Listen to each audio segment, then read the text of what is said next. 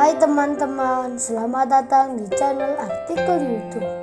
Channel pertama cerita Kenshin. Kali ini admin upload lagi ya. Terima kasih.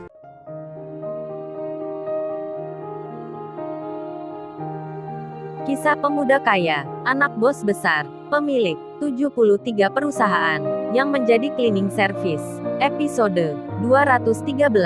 Bagian pertama. Setelah kejadian Kenshin yang makan di restoran, lalu ia mendapati jika dirinya dianggap tak mampu membayar. Kemudian pada saat itu, ia disuruh keluar. Ternyata, akibat ulah manajer di restoran itu, bosnya yang bernama Pamori, menjadi marah karenanya, merasa khawatir akan semua usahanya. Jika nanti, pemuda yang diusir tadi, mengetahui restoran ini miliknya. Karena hal itu, manajer itu pun telah mendapat teguran keras. Entah gimana caranya, ia harus meminta maaf ke seorang pemuda yang tadi diperlakukan dengan tidak hormat. Bosnya itu pun, karena rasa marahnya, sampai dirinya mengeluarkan surat peringatan ke semua pegawai yang terlibat dalam masalah itu. Yang tadi mengira pemuda yang makan di sini dianggap tak punya kerjaan, hingga harus diasingkan. Kasak-kusuk saling bicara terdengar di antara mereka. Rasa cemas, khawatir, takut sendiri menghinggapi masing-masing karyawan. Hingga manajer itu pun lalu menemui Maya dengan wajah yang memelas. Manajer itu pun bertanya, "Mei, aku minta tolong nih. Temanmu tadi, kamu tahu nggak Mei, nomor teleponnya berapa ya? Atau alamat rumahnya gitu. Aku mau ke sana Mei. Mau minta maaf." Maya temannya Iwan, yang baru saja menangis itu, karena tadi disuruh mengusir temannya oleh manajer di depannya ini. Tak hanya hal itu, dirinya sempat disalahkan pula oleh banyak karyawan di sini karena mengundang temannya yang dikira tak mampu bayar. Kini semuanya tiba-tiba jadi berbalik arah. Ia malah ditanya sebaliknya. Bahkan manajer itu datang dengan wajah yang ketakutan. Maya pun terkaget dibuatnya karena melihat hal itu. Lalu ia berbisik di hati, "Emangnya ada apa ini? Kok manajernya jadi gini?" Kemudian ia menjawab, "Maaf Pak, saya tak mengetahui Pak akan nomor telepon dan alamat rumahnya.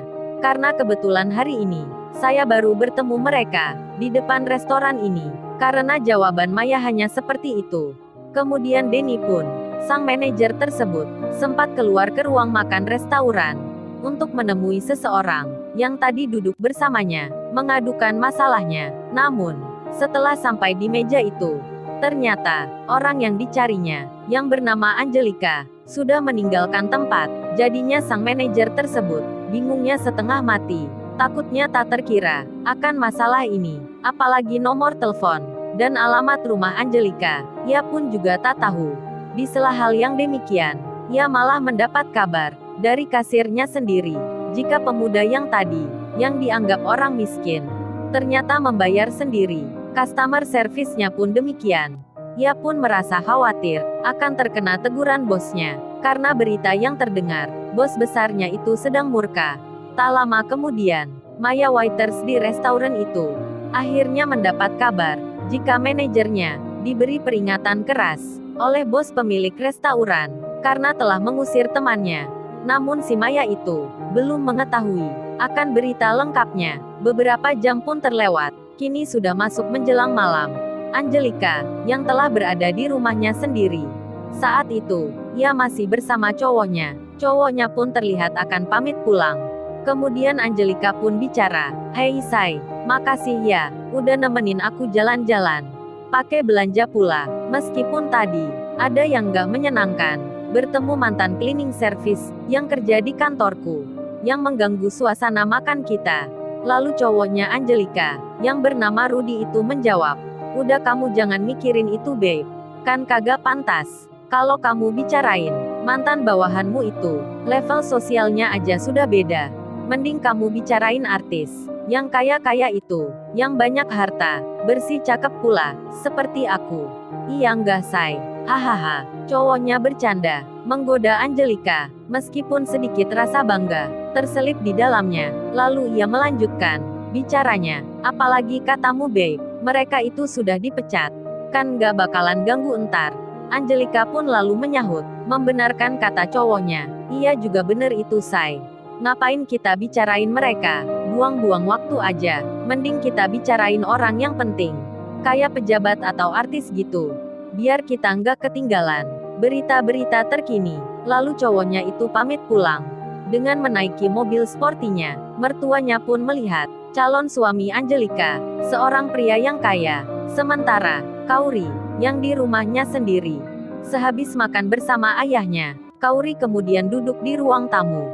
Sambil menonton televisi, Kauri itu terlihat menikmati ciki, makanan ringan, yang biasa ia konsumsi, yang menemani dirinya saat melihat drama kesukaannya. Kemudian, di sela hal itu, handphonenya yang di atas meja terdengar berbunyi.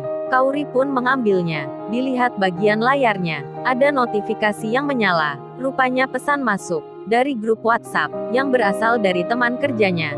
Kauri pun membaca isinya. Ternyata, ada begitu banyak komentar yang tertera. Teman-temannya itu terlihat saling membalas dan saling bertanya, yang semuanya menyangkut masalah tentang pekerjaan. Singkat cerita, Kauri mendapat pemberitahuan jika 2 hari lagi, semua pegawai yang bekerja di kantor keuangan akan mendapat tugas kunjungan kerja keluar. Mereka pun ramai membicarakan tentang masalah itu, karena banyak yang berharap jika kunjungan kerjanya nanti ada di luar kota, sekalian menikmati liburan.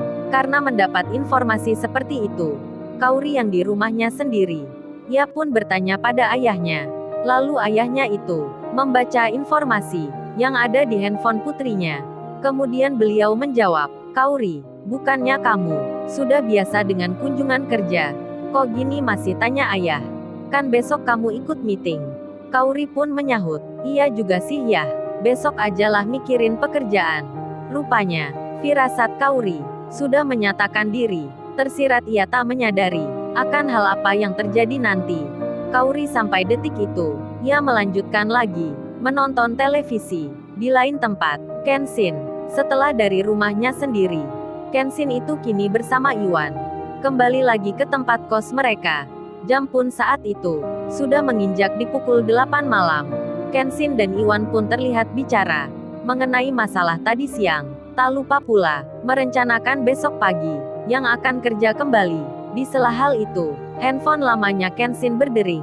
Titit-tit, titit-titit-titit, titit-tit, titit-titit-titit. Kenshin pun melihatnya. Tak ada nama yang tertera. Namun dengan segera, ia pun mengangkatnya. "Halo, dengan siapa ya ini?" Pertanyaan itu tak mendapat jawaban. Telepon itu malah dimatikan. Kenshin pun mengira itu mungkin salah sambung. Berlewatlah malam, jam pun berjalan. Tak lama kemudian, pagi datang menjelang. Kenshin dan Iwan, setelah 2 hari meliburkan diri, kini mereka mulai bersiap akan berangkat kerja lagi. Meskipun Iwan sendiri sudah bisa mengemudi mobil, namun ketika Kenshin bercanda, kemudian bertanya, "Wan, gimana nih? Apa lu besok udah siap, Wan? Menyetir mobil sendiri ke tempat kerja?" Iwan pun menjawab, "Waduh, kagak usah bro, besok pun kita berangkat naik motor aja." Kenshin pun menyahut, "Ya udahlah Wan, barangkali lu mau coba, kan ayahku kemarin bilang, sekali-kali dipakai untuk kerja." Kenshin pun melanjutkan, "Tapi entar kalau aku minta, lu harus siap Wan." Setelah pembicaraan itu, berangkatlah keduanya menuju tempat kerja dengan menaiki motor butut. Lalu, bagaimana kisah selanjutnya? Subscribe channel ini untuk episode berikutnya. Terima kasih. Jangan lupa ya guys, untuk kelanjutan ceritanya ada di artikel YouTube. Jangan lupa subscribe ya guys, dan tekan notifikasinya